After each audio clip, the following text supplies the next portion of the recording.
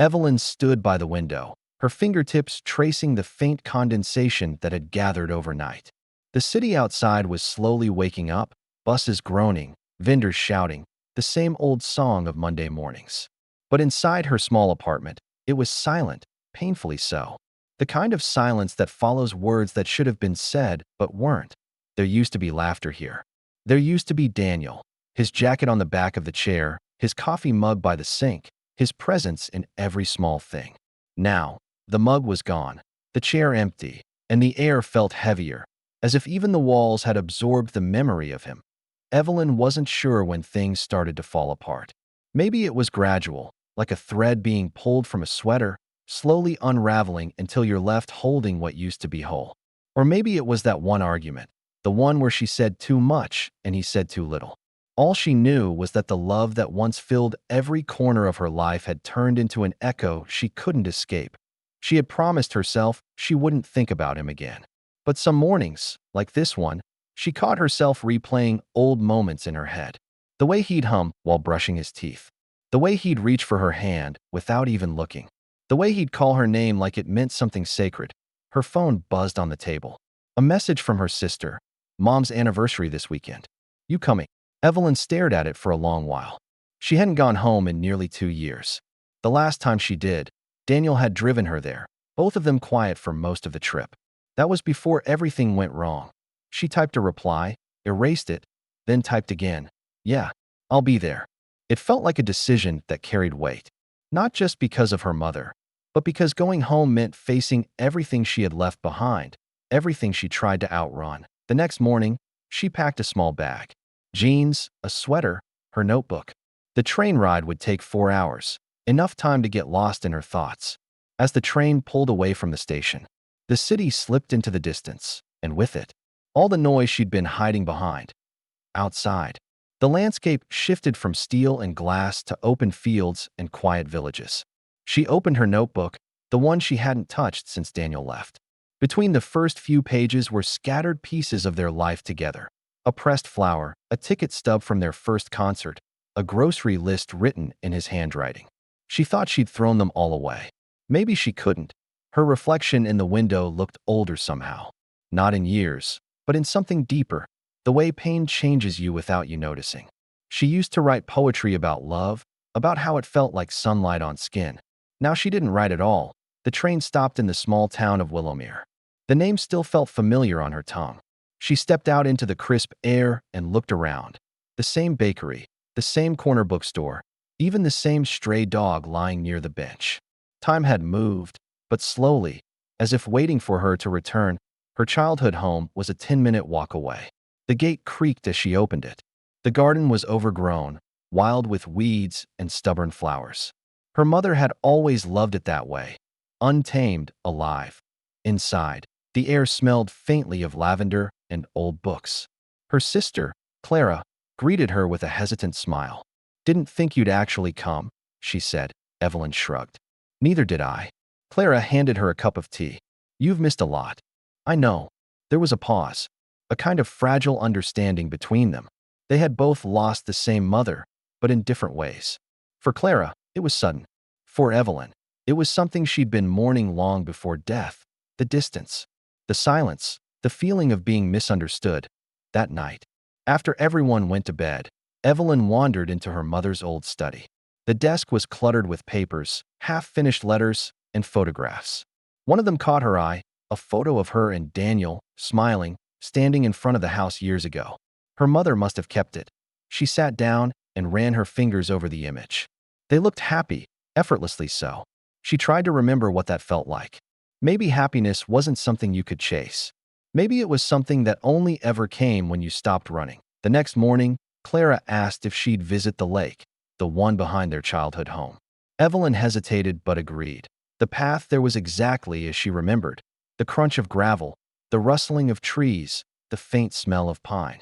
When she reached the water's edge, the sight almost stole her breath. The lake was still, perfectly mirroring the pale blue sky above. She sat by the shore and let her thoughts wander. The silence wasn't heavy here. It was peaceful, cleansing. For the first time in a long while, she didn't feel like she was waiting for something. She closed her eyes and whispered, almost to herself, "I forgive you." She wasn't sure if she meant Daniel, her mother, or herself. Maybe all of them. That a soft breeze brushed against her face, carrying the faint scent of wildflowers. Somewhere in that quiet, something inside her began to shift. Not a sudden change, but a small, fragile beginning. When she opened her eyes, she saw a figure on the opposite side of the lake. For a moment, her heart stopped. It was Daniel. He was standing still, watching the water, unaware of her presence. He looked different, older, perhaps sadder. But she recognized him instantly. The sight of him was like a memory brought to life, both painful and beautiful. She didn't move. Neither did he. Between them lay the still water, the years, the words unsaid. And in that moment, Evelyn realized, some distances can't be measured in miles. They live in the spaces between what we were and what we've become. For a long moment, Evelyn couldn't move. The air around her seemed to hold its breath, caught between what was and what could still be. Daniel stood across the lake, his posture rigid but uncertain, as if he too couldn't quite believe what he was seeing. The years fell away in a single heartbeat. When she finally stood, the crunch of pebbles beneath her shoes startled a bird nearby, and Daniel's head turned sharply toward the sound. Their eyes met, distant but unmistakable. Even across the stretch of water, she saw that same flicker of recognition, that quiet ache of two people who had loved and lost, and somehow still belonged to the same unfinished story. He hesitated, then began walking around the lake's edge. Evelyn's pulse quickened with each step he took closer. By the time he reached her, the morning light had shifted, bathing them both in soft gold. "Evelyn," he said softly. His voice was rougher than she remembered, like it had carried too many unspoken things. "Daniel." Her own voice sounded strange, small, fragile. Neither spoke for a while. The silence between them was different now. Not angry, not bitter, just quiet, as if they were afraid that saying too much might break whatever fragile peace the world had allowed them. He was the one to speak first. "I didn't know you'd be here." "Neither did I," she admitted. "I came for Mom's anniversary." He nodded slowly. "I heard about her passing." "I'm sorry." Evelyn managed a faint smile. "You were always the one who reminded me to call her." Funny how that turned out. Daniel looked down at the ground, a ghost of a smile touching his lips. "You know, I almost didn't come back here. Thought it'd be easier to keep the memories where they were, in the past." "Easier doesn't always mean better," she said quietly. He met her eyes again. And something flickered there. Regret, longing, maybe both. "You still look the same." She almost laughed. "You don't. You look tired." "I am." He paused. "Aren't you?" Evelyn sighed, her breath trembling slightly. All the time, the truth hung between them. Not dramatic, not loud, but raw. They were both tired of pretending to be fine. Daniel's hands were in his pockets, his shoulders slightly hunched. "Do you want to walk?" he asked after a moment. She nodded. They fell into step along the lake path, just like they used to. For a few minutes, neither said a word. The only sound was the soft crunch of gravel beneath their shoes and the distant call of a bird echoing through the trees. Finally, Daniel broke the silence. "I thought you'd hate me forever." "I tried," she said simply. "Didn't work." That made him laugh, the kind of quiet, almost disbelieving laugh that came from somewhere deep. "You always did have a way of ruining my certainty." Evelyn smiled faintly. "And you had a way of making me doubt myself." "Yeah," he said softly. "We were good at that."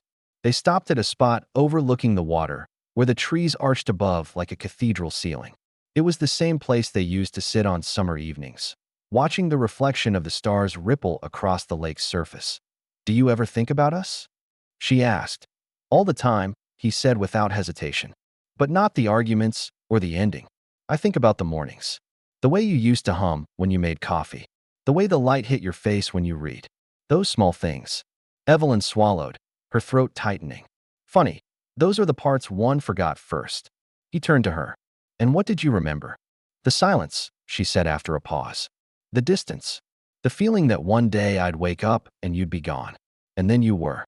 Daniel's expression softened. "I didn't leave because I stopped caring. I left because I didn't know how to stay." That broke something inside her. The honesty of it. Not an excuse, not a justification, just truth. "And now?" she asked. "Now I think. I would have learned how, if I tried harder." The wind stirred through the trees, carrying the faint scent of rain. Evelyn closed her eyes for a moment, letting it wash over her. I used to be angry, she said. At you, at myself, at everything. But anger doesn't keep you warm at night. It just keeps you alone. He nodded. I know. They stood in silence again, the weight of their shared past pressing softly against them like a memory that refused to fade. After a long while, Daniel said quietly, Do you want to get coffee? For old time's sake. Evelyn hesitated, then smiled. You still take it black? Still can't stand sugar, he said. And for a fleeting second, it felt almost like before. Simple, easy, familiar. The cafe in town hadn't changed much. The same bell above the door, the same smell of roasted beans and cinnamon. They sat in their usual corner, the one by the window. It feels like time stopped here, Evelyn said, stirring her drink. Or maybe we just didn't notice it passing, Daniel replied. She looked at him, really looked. There were lines around his eyes now, a few gray strands in his hair. But he still had that same quiet steadiness, the kind that had once made her feel safe. So, she said after a moment, how's your life been? He gave a small, humorless chuckle. Messy, lonely. Work's fine, friends are fine, but nothing's really right. Because of me? She asked that he hesitated. Because of what I did to you. To us. Evelyn looked down. You didn't do it alone. He leaned forward slightly. I never stopped loving you, Ev. Her chest tightened. Don't, she whispered. Don't say that unless you mean it. I mean it, he said. His voice was steady, almost calm.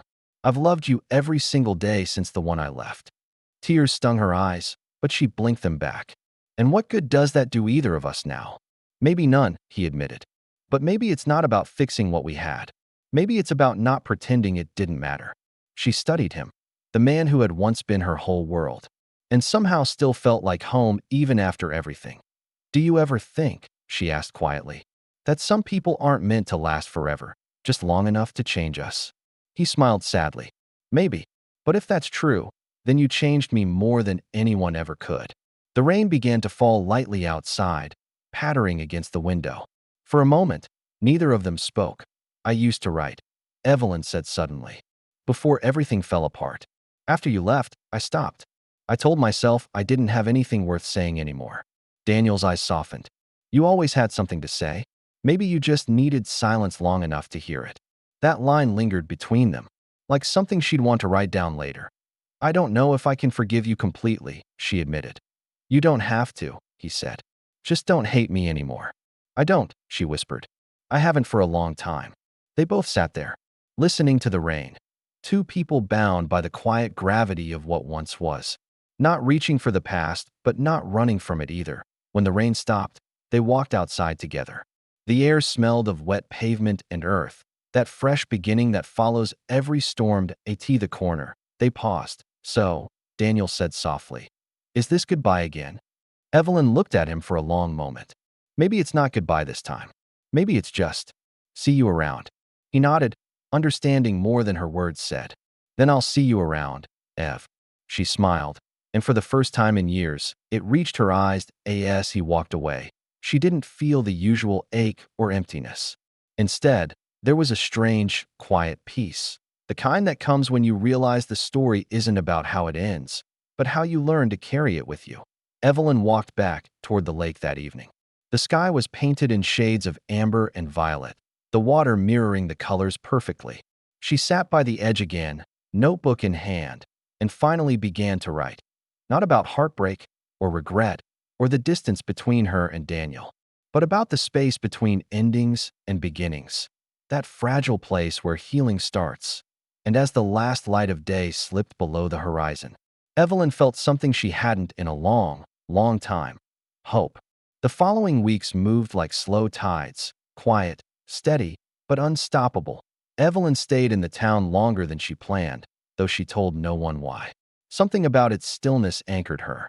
It wasn't comfort exactly, more like the necessary ache of healing, the kind that came from facing the places you once ran from. Each morning, she returned to the lake.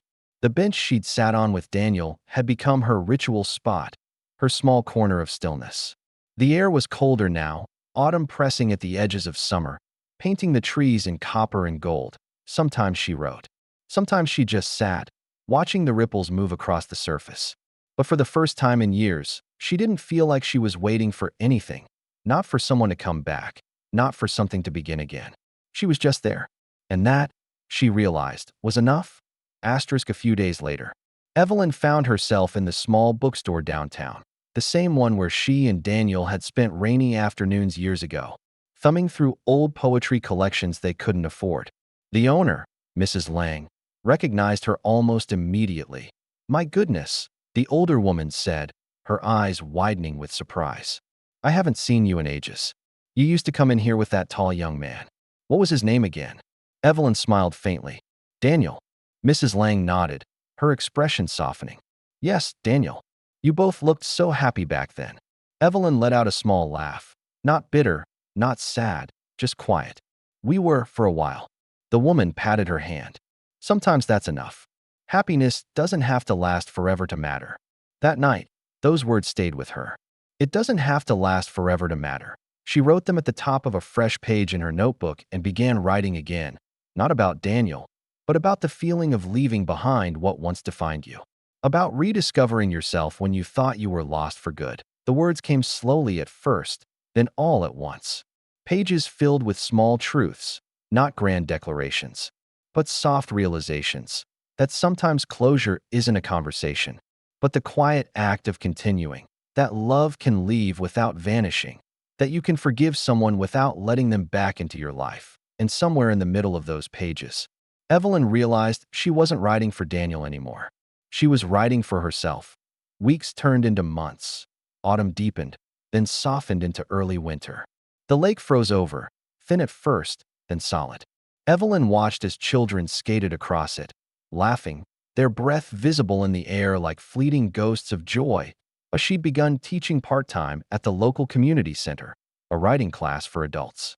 The idea had come from Mrs. Lang, who'd insisted the town needed someone to remind people how to listen to themselves again. The first day, Evelyn almost turned back. She stood outside the building, heart racing, clutching her folder like a shield. She hadn't spoken in front of people in years. But something inside her, something small but steady, whispered, "You've been quiet long enough." So she went inside. The class wasn't large, 6 people, maybe 7. A retired postman, a teenage girl who barely spoke, a nurse, and a mechanic who wrote love poems in secret. They were shy, hesitant, unsure. But by the end of the first hour, something began to shift. Words started to find their way out. When one of them asked her what made her start writing, Evelyn paused for a moment, then said simply, "Loss." The room went silent. "But then I realized," she continued softly, "that writing isn't just about remembering pain. It's about turning it into something that doesn't hurt anymore." Asterisk the students nodded, understanding more than words could express. After class, the teenage girl, Amelia, lingered behind. "Miss Harper," she said shyly, "do you think stories can make people come back?" Evelyn smiled gently. "No, but they can help you understand why they left." Amelia seemed to think about that for a while before smiling. "That's enough, I think." And Evelyn realized, maybe that was enough for her too. Asterisk by February, the town was blanketed in snow.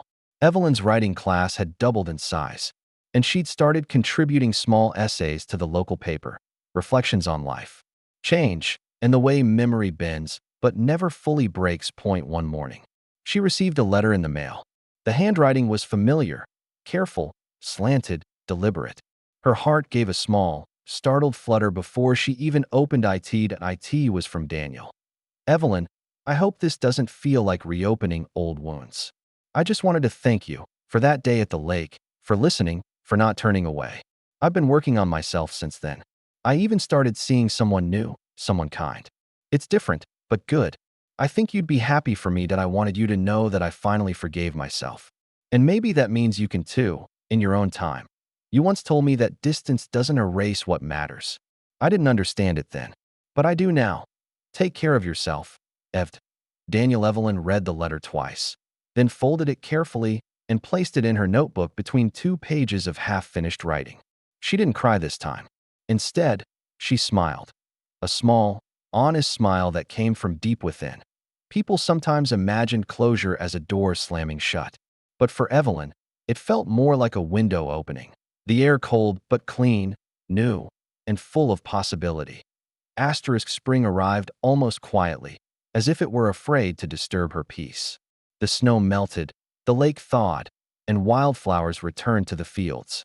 Evelyn began walking early in the mornings again, before the town woke, before life became noisy. That on one of those mornings, she ran into Amelia sitting by the lake, sketching in a notebook. "Writing again?"